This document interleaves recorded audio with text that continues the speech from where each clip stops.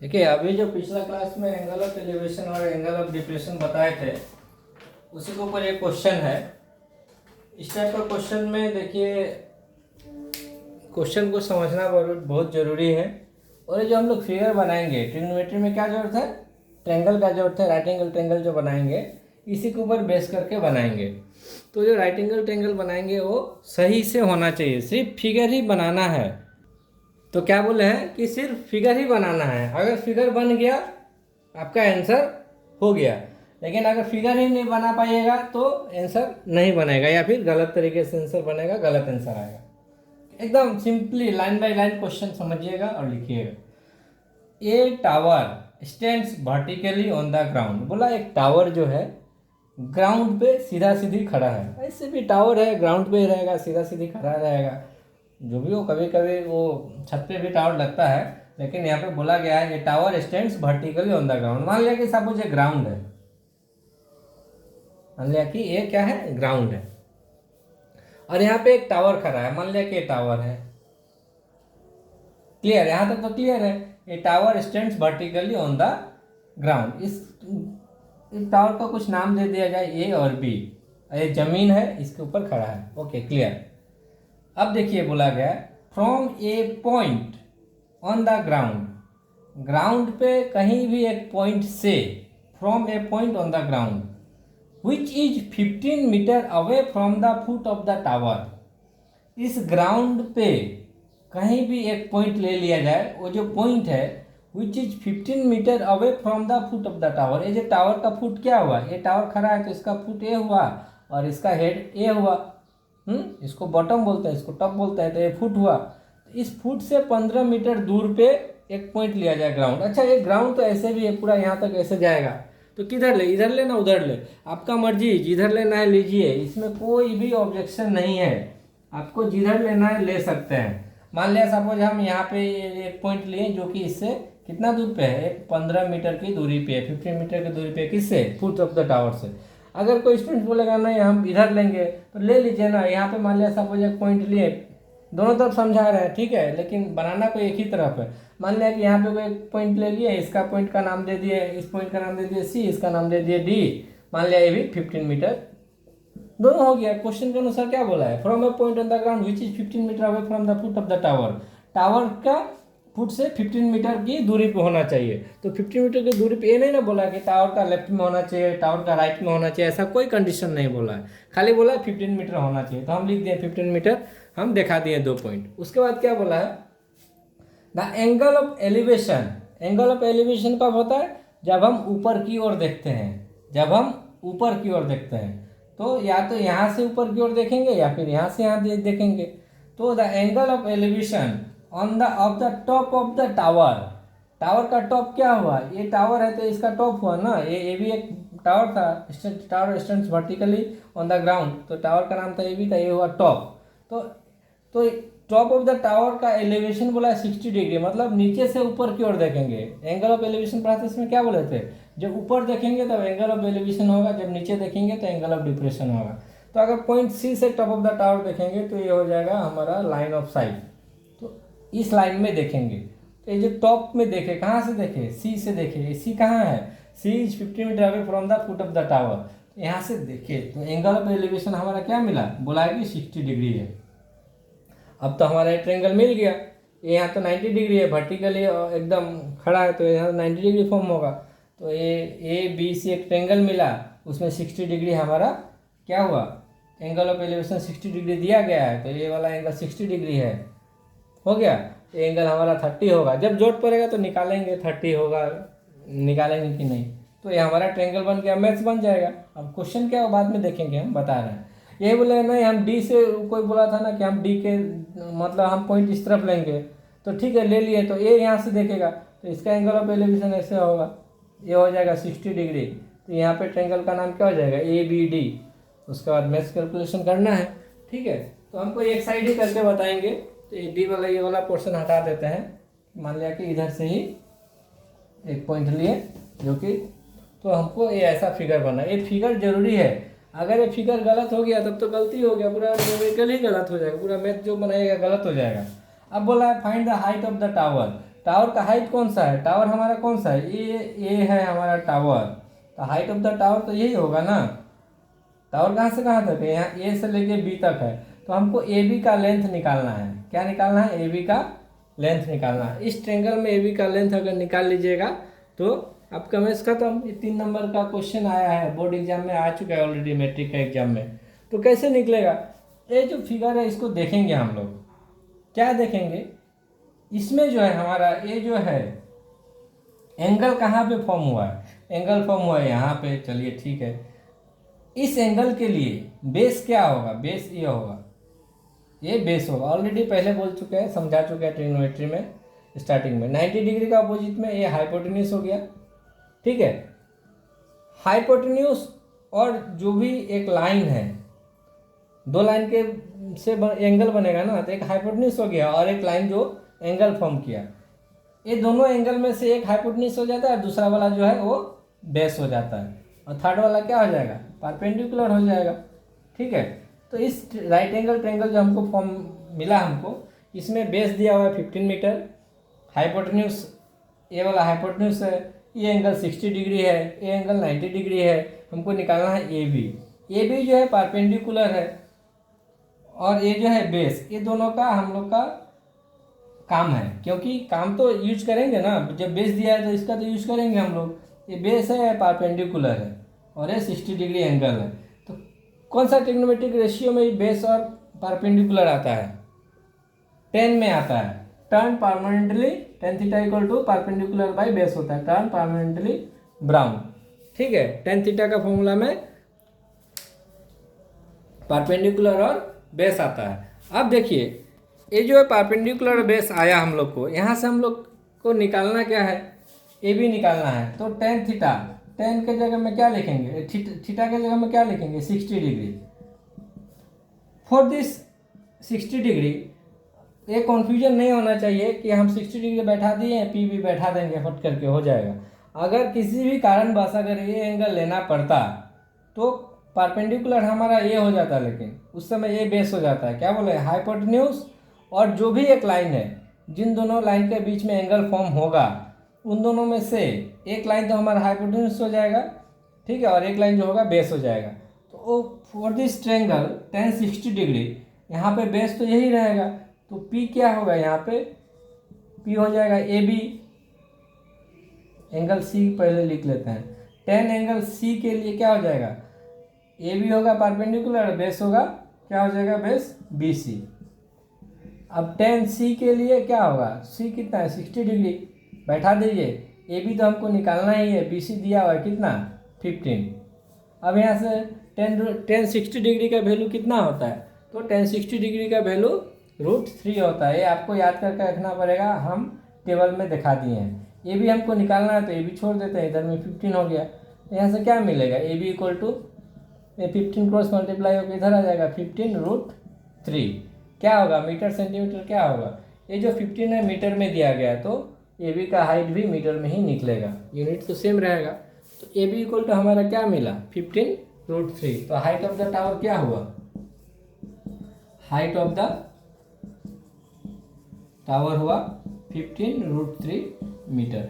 Question बहुत easy है, आपको क्वेश्चन पढ़ना है और ये जो फिगर जो बना रहे हैं वो फिगर सही से बनना चाहिए। अगर फिगर सही से नहीं बनेगा तब आपका आंसर गलत हो जाएगा, ठीक है।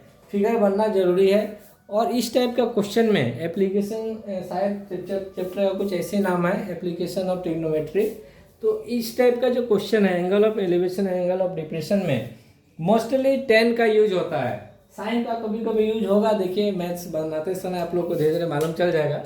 तो tan 60 डिग्री और tan 30 डिग्री का वैल्यू एकदम फिक्स्ड, एकदम याद करके रख लीजिए, एकदम कम, एकदम हमेशा याद हो जाना चाहिए। tan 60 का वैल्यू होता है √3 और tan 30 डिग्री का वैल्यू होता है कितना, 1/√3, और tan 45 का वैल्यू होता है 1।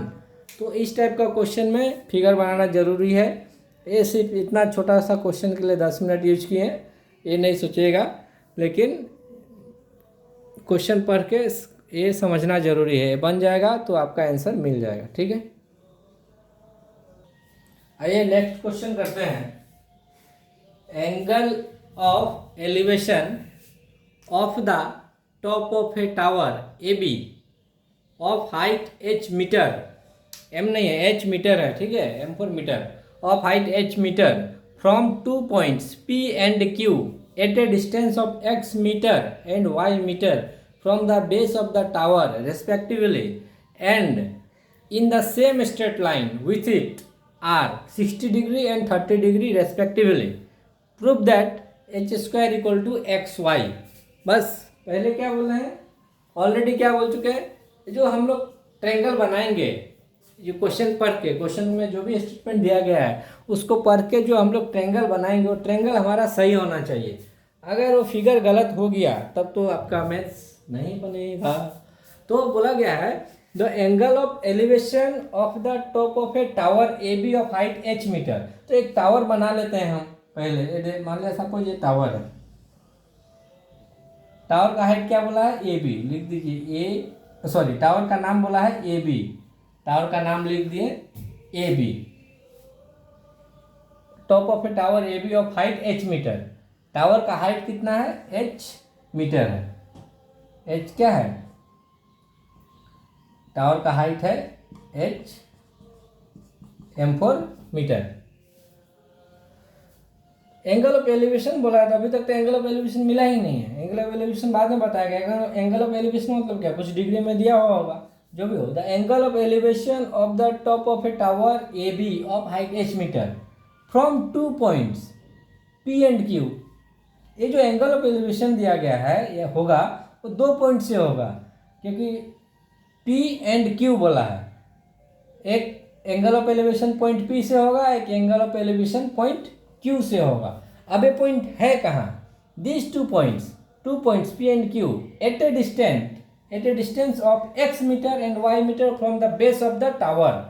एक टावर का जो बेस है, ये बेस है, ये टावर जमीन पे खड़ा है,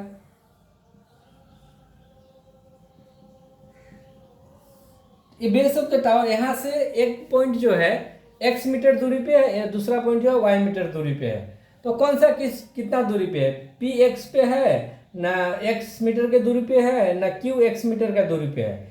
ये जो वर्ड है रेस्पेक्टिवली, इसका मतलब होता है पहला वाला जो है मेजरमेंट पहला पॉइंट के लिए दिया गया है और दूसरा वाला मेजरमेंट दूसरा पॉइंट के लिए दिया गया है. फर्स्ट में यहाँ P है, तो P जो है ये फुट ऑफ द टावर से x मीटर की दूरी पे है. P कितना दूरी पे, x. मान लिया कि सपोज यहाँ से यहाँ तक x मीटर है, मान लिया यहाँ से यहाँ तक कितना है x मीटर है, मान लिया कि यहाँ से x मीटर का दूरी है फुट ऑफ द टावर से. ये जो पॉइंट है इसका नाम क्या हो जाएगा, तब P हो जाएगा. मान लिया कि ये x पॉइंट के दूरी पे है. और दूसरा एक पॉइंट है, बोला Q भी एक पॉइंट है, और वो Q कितना दूर पे है, y मीटर की दूरी पे है. ऐसा नहीं, हमको x और y का तो वैल्यू पता नहीं है. ये कोई क्वेश्चन बोलेगा कि सर x यहाँ है तो y यहाँ पे क्यों होगा, y यहाँ पे क्यों नहीं होगा. हाँ, y यहाँ पे भी होगा. अगर किसी को लेने का मन है y को यहाँ पे तो ले सकता है, ठीक है, सॉरी Q पॉइंट को ले सकता है, क्योंकि हमको x और y मीटर बोला है, लेकिन x कितना बड़ा है y कितना बड़ा है हमको थोड़ा पता है, हमको नहीं पता है. तो ऐसे नहीं, तो हम थोड़ा सा अलग दूर में ले लिए कि एक पॉइंट P लिए, तो मान लिया सपोज इसका पॉइंट का नाम दे दिए Q. तो अकॉर्डिंग टू क्वेश्चन Q जो है फुट ऑफ द टावर से y मीटर का डिस्टेंस में, मतलब यहाँ से लेके यहाँ तक का डिस्टेंस कितना होगा, y मीटर होगा. अगर यहाँ पे अगर हम लोग Q लेते हैं तो यहाँ से यहाँ तक हम लोग को क्या मिलता, y मिलता. ठीक है, ओके, यहाँ तक ठीक है.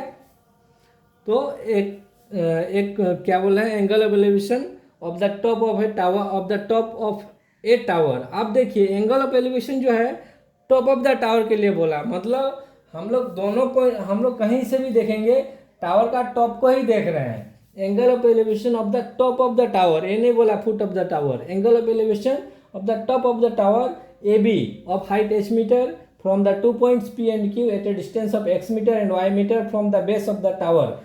टावर का बेस से x मीटर और y मीटर का दूरी पे एक पॉइंट है P and Q. x metre पे P क्यों लिए, क्योंकि रेस्पेक्टिवली बोला है.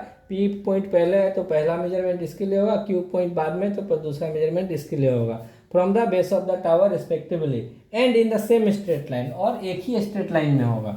ठीक है, ऐसा नहीं कैसे कैसे खींच दें या फिर आगे जाके ग्राउंड ऊंचा होता है ऐसे बना देंगे, हो सकता है ना. मान लिया कि यहाँ तक प्लेन जमीन है, उसके बाद ऐसे थोड़ा सा ऊंचाई है, इसका मतलब ये नहीं कि Q को इधर में ले लेंगे, बोला सेम स्ट्रेट लाइन होना चाहिए. ठीक है, from the base of the tower in the same straight line with it are 60 degree and 30 degree. अब क्वेश्चन है, दो पॉइंट से टॉप ऑफ द टावर देख रहे हैं, बोला क्या, ये पी से भी टावर का टॉप में देख रहे हैं, पी से भी टावर का टॉप में देख रहे हैं, और क्यू से भी टावर का टॉप में देख रहे हैं। दोनों जगह से टावर का टॉप ऑफ में देख रहे हैं, एंगल ऑफ एलिवेशन, मतलब जब नीचे से देख रहे हैं तो एंगल ऑफ एलिवेशन ही होगा, नो डाउट।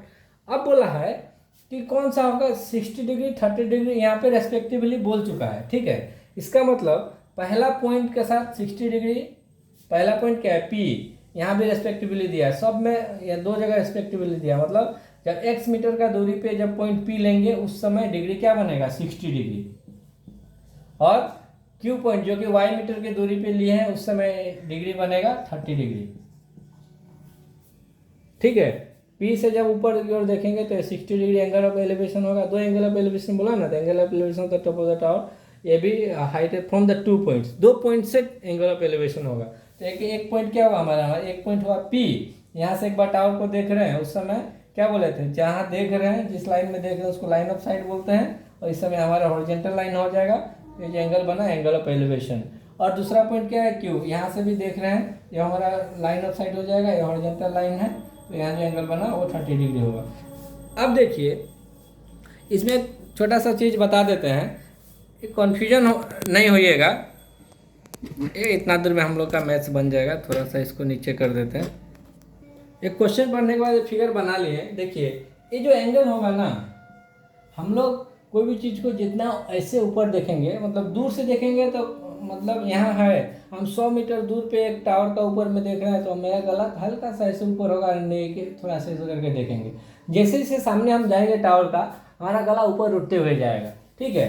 तो पहले हम यहाँ पे खड़े थे, टावर से इतना दूर में थे, तो हम कम एंगल में मेरा ज़्यादा ऊंचाई से देखना नहीं पड़ा। जैसे जैसे हम सामने जा रहे हैं हमको ज़्यादा ऊंचा देखना पड़ रहा है, ज़्यादा ऊंचा देखना पड़ रहा है। ये जो एंगल है हमारा, जो लाइन ऑफ साइट का जो एंगल है वो बढ़ते जाता है। तो जितना दूर रहेगा, दूर वाला जो होगा वो एंगल छोटा होता है, और सामने वाला एंगल जो है बड़ा होता है। तो इस फिगर में देखिए वो सेटिस्फाई हो रहा है ना। देखिए दूर वाला जो एंगल है, जो दूर से देख रहे हैं, यहाँ से देख रहे हैं, देखिए यहाँ पे तो 30 डिग्री है, और ये थोड़ा सामने जाके देख रहे हैं तो इसमें थोड़ा ज़्यादा गला उठाना पड़ रहा है। ये यहाँ से हम लोग क्या देख रहे हैं, यहाँ पे एंगल बड़ा होगा। तो जहाँ पे देख रहे हैं, मान लिया कोई वर्टिकल क्या बोलते हैं स्ट्रीट लाइट का पोल हो, कोई बिल्डिंग हो, या फिर कोई टावर हो, जितना सामने से देखेंगे एंगल उसका उतना ज़्यादा होगा, ठीक है। ओके क्लियर है, बताइए इतना बहुत हो गया। अब इस क्वेश्चन में ये हमारा फिगर है, ये फिगर बहुत जरूरी था सही तरीके से बनना, हम ये फिगर अब बना लिए, ठीक है। अब देखिए बोला गया proof that H square equal to X Y. अब यहाँ पे जो भी हमको इन्फॉर्मेशन दिया गया है उसको लेके हमको अब ये प्रूफ दैट करना बोला है। तो देखिए एंगल हमारा ये है, इस एंगल के लिए बेस ये होगा, और इस एंगल के लिए बेस यहाँ से यहाँ तक होगा। ये जो बड़ा एंगल है ए क्यू बी, इस एंगल के लिए बेस क्या होगा ए क्यू बी। यहाँ पे दो एंगल मिला ना, दो ट्रेंगल मिला ना, ए क्यू बी एक ट्रेंगल है, दूसरा ट्रेंगल है ए पी बी, दो ट्रेंगल है। ये जो ट्रेंगल है ए क्यू बी, इसमें एंगल क्यू 30 डिग्री है, और ए पी बी इसमें एंगल पी 60 डिग्री है। तो जो भी हो, ये बड़ा वाला ट्रेंगल के लिए बेस जो है यहाँ से यहाँ तक होगा, पूरा ये यहाँ से यहाँ तक, और छोटा वाला ट्रेंगल के लिए बेस कहाँ से कहाँ तक होगा, यहाँ से यहाँ तक। तो ये बेस है, और दोनों ट्रेंगल के लिए जो परपेंडिकुलर होगा ये होगा, सेम होगा। ये वाला ट्रेंगल के लिए यही परपेंडिकुलर होगा, और छोटा वाला ट्रेंगल के लिए यही परपेंडिकुलर होगा। तो ऑलरेडी पहले भी बता चुके हैं, इस टाइप का जो मैथ्स है उसमें मोस्टली ज़्यादातर क्या यूज होता है, टेन का यूज होता है, साइन का कभी कभार होता है, वो जो क्वेश्चन के अनुसार बनेगा, लेकिन टेन का ज़्यादा यूज होगा। देखिए दोनों ट्रेंगल में लिखिए, इन ट्रेंगल बनाते रहिएगा, मैथ्स बन जाएगा। इन ट्रेंगल खाली लिख लीजिए, क्या आप लिख सकते हैं, in triangle A Q B, ये जो ट्रेंगल है A Q B, A Q B, ठीक है। In triangle A Q B tan 30 degree, tan 30 degree, या फिर टेन क्यू लिखिए, छोड़िए टेन क्यू लिखते हैं। टेन एंगल क्यू का फॉर्मूला क्या है, टर्न परमानेंटली ब्राउन। परमानेंटली क्या है, परपेंडिकुलर है ए बी, बेस हो गया क्यू बी। अब वैल्यू सब पुट कर दिए, टेन क्यू मतलब होता है टेन 30 डिग्री, और ए बी का हाइट क्या है, एच दिया गया है, क्यू बी जो है वाई दिया गया है, और टेन थर्टी का वैल्यू होता है 1/√3। ये पहले भी बोल रहे हैं कि याद करके रख लीजिएगा 1030 और 1060 का। ठीक है, तो यहाँ से एच इक्वल टू क्या हो जाएगा, अच्छा क्या हो, यहाँ से क्या निकालना हम छोड़ देते हैं। अब हम दूसरा चीज़ बनाते हैं, दूसरा क्या, दूसरा ट्रेंगल के लिए लेते हैं। अब इन ट्रेंगल लिखते हैं, अब इन ट्रेंगल, ये जो ट्रेंगल है A P B, A B लिखते हैं, ए पी बी। इस ट्रेंगल में 10 पी क्या होगा, सेम वही है, 10 का फॉर्मूला क्या है, टर्म परमानेंटली ब्राउन, परमानेंटली क्या है ए बी, और इस समय 10 के लिए बेस क्या हो जाएगा, पी बी। तो 10 पी कितना है, 60 डिग्री, एंगल पी 60 डिग्री है। और ए बी क्या है, ए बी का वैल्यू दिया गया एच, बोला गया ना, a vertical tower of height H metre. और पी बी तो हमारा एक्स है, लिख दिए, और 1060 का वैल्यू होता है √3, हो गया h/x। हाँ, अब देखिए यहाँ पे हमारा मैथ्स बन जाएगा, उतना जानने का जरूरत भी नहीं है कि नहीं। एच स्क्वायर बोला है ना, तो एच स्क्वायर कब होगा, एच और एच को मल्टीप्लाई करेंगे तब ना एच स्क्वायर होगा। तो यहाँ से एच निकाल लेते हैं, यहाँ से एच क्या होगा, एच को यहीं पे रहने देते हैं, इधर में ये वाई क्रॉस मल्टीप्लाई, वाई के साथ 1 के साथ मल्टीप्लाई होकर वाई हो जाएगा, इधर में 1/√3 हो जाएगा।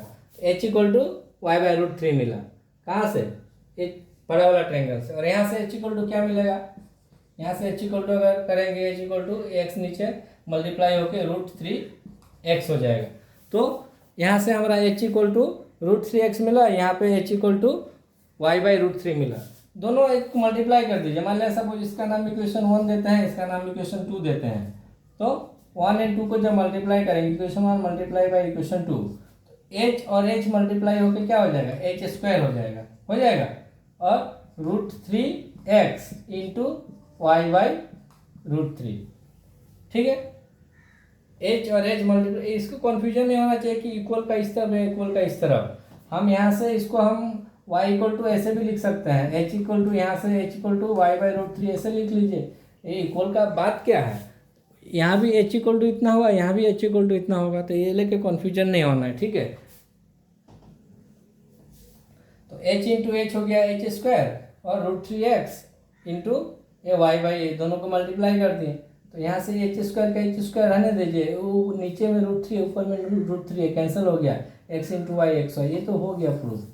कुछ है ही नहीं, सिर्फ देखने में ऐसा लग रहा था, हम बस कोई स्टेट क्वेश्चन पर है, क्वेश्चन पर के फिगर सही से बनाए, और फिगर बना के जो दिया गया है, जो सीखे हैं ट्रिग्नोमेट्रिक रेशियो जो हम लोग हैं उसके अनुसार बनाए हैं, मैथ्स बन गया। ठीक है, बहुत टाइम लग गया इसमें ना।